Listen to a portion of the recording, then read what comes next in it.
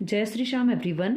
ये है आपका चैप्टर नंबर 1 पेज नंबर 2 पे क्वेश्चन गिवन है, does every number has an even number of factors.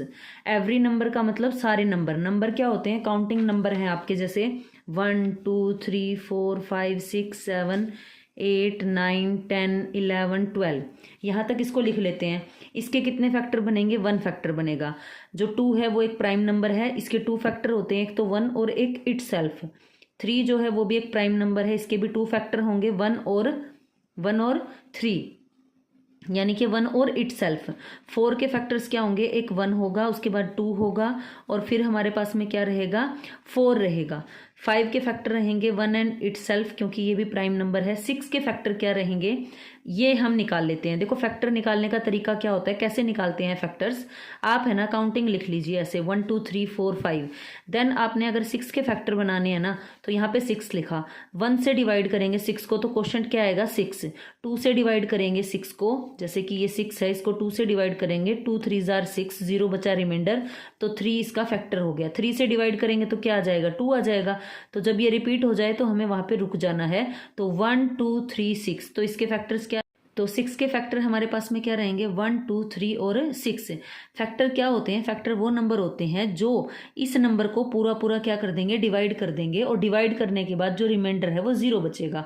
तो हमने ऐसी टेबल फाइंड आउट कर रही है जिसमें 6 आता है, ठीक है, या ऐसे लगा लो। उसके बाद 7 एक प्राइम नंबर है, इसमें भी 1 और 7 2 ही फैक्टर बनेंगे। 8 के अंदर कितने फैक्टर बनेंगे? ऐसे ही हम निकाल सकते हैं 1 2 3 4 5 6 7 करके। 1 से डिवाइड करेंगे तो 8 आ जाएगा, 2 से करेंगे तो 4, 3 से ये डिवाइड होगा नहीं, तो ये इसका फैक्टर नहीं होगा। 4 से डिवाइड करेंगे तो 2 आ जाएगा, और 5 से होगा नहीं, तो ये इसका फैक्टर नहीं होगा, न 6 से न 7 से। फिर खुद 8 आ जाएगा, 8 को 8 से डिवाइड करेंगे तो 1 आ जाएगा, है ना, तो 1 आ जाएगा। हम 8 के फैक्टर्स निकाल रहे हैं यहाँ पे। तो अब ये रिपीट हो गया, 1 से 8, 8 से 1, तो इसको नहीं लेंगे। तो 1 2, इसके फैक्टर क्या बनेंगे? एक तो 1 बनेगा, एक 2, उसके बाद में हमारे पास में है, ये देखिए यहीं पे हो गया था वैसे तो ये रिपीट है ना, 4 2, तो इससे आगे जाने की जरूरत ही नहीं थी। 1 2 4 और 8, ये इसके फैक्टर्स बने हमारे पास में 4। तो ये क्या कहना चाह रहा है कि बहुत सारे नंबर हैं, इससे भी ज़्यादा है, मैंने तो यहाँ 12 तक लिए हैं। एक बार 9 का और ले लेते हैं, यहाँ मैंने आपको एक कंसेप्ट समझाना है। तो 9 के हमारे पास में फैक्टर्स क्या बनेंगे? जब हम 9 के फैक्टर बनाएंगे ऐसे ही 1 2 3 4 5 6, आप नंबर लिख लीजिए। 9 के हमने फैक्टर बनाने हैं, तो 9 को 1 से डिवाइड करेंगे तो क्वेश्चन क्या आएगा? 9। 2 से ये डिवाइड होगा नहीं, 3 से करेंगे तो 3 ही आ जाएगा, है ना, 3 3 जार 9। उसके बाद 4 से होगा नहीं, 5 से भी नहीं होगा, 6 से भी नहीं होगा, 7 से भी नहीं होगा, 9 से 9 डिवाइड होगा, तो वही रिपीट हो गया। तो हमारे पास में इसके फैक्टर्स क्या आएंगे? 1 3, 2 टाइम्स लिखना नहीं है, तो एक बार इस वाली लाइन को लेंगे, 1 और 3 इसके फैक्टर हैं। और क्या है इसका फैक्टर? ये वाला 3 नहीं लेंगे क्योंकि रिपीट हो जाएगा। उसके बाद में हम लेंगे 9, यानी कि ये वो नंबर है जिसकी टेबल में 9 आता है, या 9 को ये पूरा पूरा डिवाइड करते हैं, तो ये इसके फैक्टर्स हो गए। तो अब हमने यहाँ पे देखा, देखो इसका 1 फैक्टर है, इसके 2 है, इसके भी 2 है, इसके 3 है, इसके 2, इसके 4, इसके 2, इसके 4, इसके 3।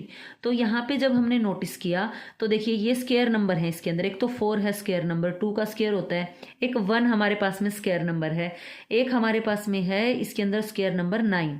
स्क्वायर नंबर कौन से नंबर होते हैं? जो एक नंबर को 2 टाइम्स मल्टीप्लाई करने से आते हैं, जैसे कि 4 आता है 2 मल्टीप्लाई 2 करने से, और 9 आता है 3 मल्टीप्लाई बाय 3 करने से। तो हमने देखा कि इन नंबर्स के हमारे पास में 3 फैक्टर्स आ रहे हैं, यानी कि ओड नंबर ऑफ फैक्टर आ रहे हैं। ज़रूरी नहीं हर बार 3 आए। ओड नंबर का मतलब है या तो 1 फैक्टर आएंगे, या तो उसके 3 फैक्टर आएंगे, या तो उसके 5 नंबर ऑफ फैक्टर आएंगे, या तो 7 आएंगे। ओड का मतलब ये होता है। तो ये कह रहा है डज एवरी नंबर, क्या हर एक नंबर का have an even number of factor होंगे? तो हमने यहाँ से देखा नहीं, किसी के तो इवन नंबर ऑफ फैक्टर आ रहे थे, जैसे इसका है ओड, इसका है इवन, इसका भी इवन नंबर ऑफ फैक्टर है, यानी कि 2 है इसके फैक्टर संख्या में, काउंटिंग में, उसको ये ओड या इवन बोल रहे हैं। इसके कितने फैक्टर आए हैं? 1 2 3, 3 फैक्टर आए हैं, जो कि क्या है? ओड है, ओड नंबर ऑफ फैक्टर आए हैं। तो ये क्वेश्चन बोल रहा था कि हर एक नंबर के इवन नंबर ऑफ फैक्टर होंगे, तो हमने लिखा no, not every number has an even number of factors, जो परफेक्ट स्क्वायर होंगे। परफेक्ट स्क्वायर का मतलब क्या होता है?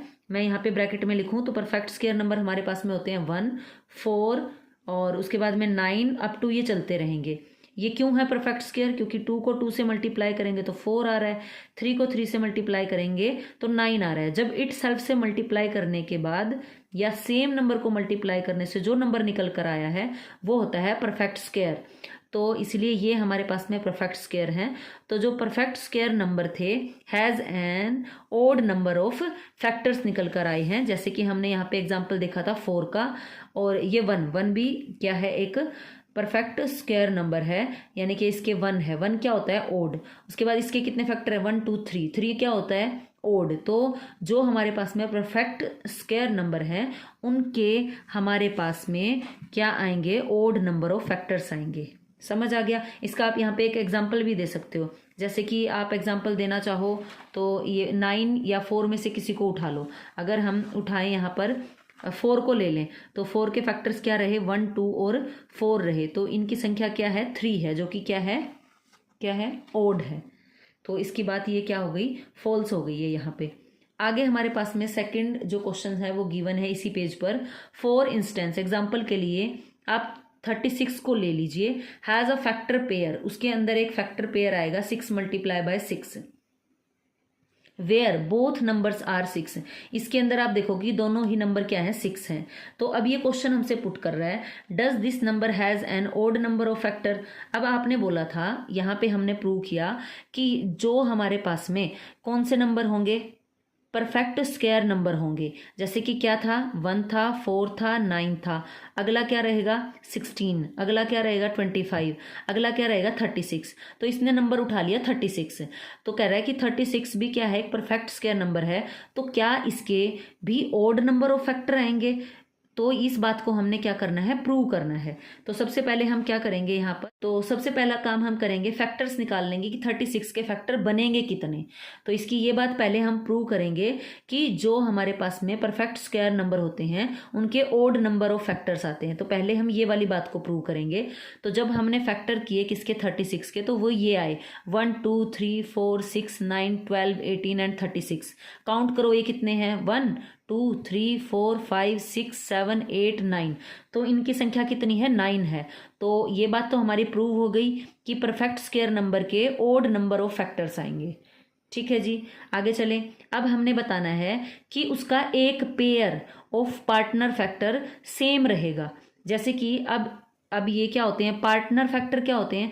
पार्टनर फैक्टर वो होते हैं कोई दो ऐसे नंबर जिसको मल्टीप्लाई करने से वो नंबर आ रहा हो। जैसे कि मेरे पास में, मैं इसका एग्जांपल लूँ तो इसके अंदर जो पार्टनर फैक्टर हैं वो 2 और 3 हैं, क्योंकि 2 और 3 को मल्टीप्लाई करने से ये नंबर आ रहा है जिसके हमने फैक्टर बनाए थे। दूसरा नंबर हो सकता है 1 और 6। 1 और 6 ऐसे नंबर है जिसको मल्टीप्लाई करने से भी 6 आएगा। तो ये जो हो गए ना, ये 2 और 3 पार्टनर फैक्टर हैं किसके? 6 के। और 1 और 6 भी पार्टनर फैक्टर हैं 6 के, जो दोनों मिलकर मल्टीप्लाई होकर के ये नंबर ले आते हैं। इसे बोला जाता है पार्टनर फैक्टर। तो अब हमारे पास में क्या था? परफेक्ट स्क्वायर नंबर के अंदर जो पार्टनर फैक्टर आता है उसका एक पेयर सेम आएगा। तो क्या ये बात ट्रू है? ये वाली बात इस क्वेश्चन में पूछी जा रही है कि ये देखो इसमें पूछा है वेयर बोथ नंबर आर 6। तो हम क्या करेंगे? यहाँ पे हमने इसके पेयर उठाए तो देखा 1 और 36 लिया, तो ये पार्टनर फैक्टर है क्योंकि इन दोनों को मल्टीप्लाई करने से 36 आ रहा है। 2 और 18 लिया, ये भी। देन 3 और 12 4 9 6। तो देखिए इसमें एक पेयर ऐसा आया है जिसमें दोनों ही पार्टनर, दोनों ही पेयर जो हैं वो क्या है? सेम है। तो ये यही कह रहा था कि परफेक्ट स्क्वायर नंबर के अंदर क्या कोई ऐसा एक पार्टनर पेयर आएगा जो कि दोनों ही सेम होंगे। तो ये बात हो गई है ट्रू। तो when factors is paired with itself it happens when, ऐसा कब होगा? ऐसा तभी होगा कि जो पार्टनर फैक्टर सेम आएंगे जब ये एक परफेक्ट स्क्वायर नंबर होगा। तो इसीलिए हमने प्रूव कर दिया, so the statement is true. तो स्टेटमेंट क्या हो गई? ट्रू। तो मेन हमने यहाँ पे क्या प्रूव करना था दोनों ही क्वेश्चन में कि जो हमारे पास में कौन से परफेक्ट स्क्वायर नंबर होते हैं जो कि 1 4 9 16 25 36 सो ऑन आगे चलते रहेंगे ऐसे ही, जो कि ऐसे नंबर होते हैं सेम नंबर को 2 टाइम्स मल्टीप्लाई करने से आते हैं। तो वो नंबर के अंदर हमने 3 चीजें पढ़ी कि उसके जो फैक्टर निकल कर आएंगे वो ओड नंबर ऑफ फैक्टर होंगे। ओड नंबर का मतलब है या तो 1 होगा, या तो 3 उसके फैक्टर निकलेंगे, या तो उसके फैक्टर 5 निकलेंगे, या तो 7 निकलेंगे, या तो 9 निकलेंगे। तो ये चीज प्रूव कर दी हमने। इसने एग्जाम्पल लेने के लिए बोला था 36 हमें। उसके बाद हमने इसमें एक चीज और प्रूव करनी थी कि जो हम पार्टनर फैक्टर के पेयर बनाएंगे उसके अंदर एक पेयर ऐसा आएगा जो सेम होगा। तो ये चीज भी प्रूव हो गई। तो हमने ये चीज प्रूव कर दी और इससे हमारी ये बात सिद्ध हो गई, प्रूव हो गई कि जो हमारे पास में परफेक्ट स्क्वायर नंबर हैं उनका एक पेयर सेम रहेगा और उनके नंबर ऑफ फैक्टर्स ओड रहेंगे। Thank you. अगर आपको वीडियो पसंद आई है तो please like share and subscribe.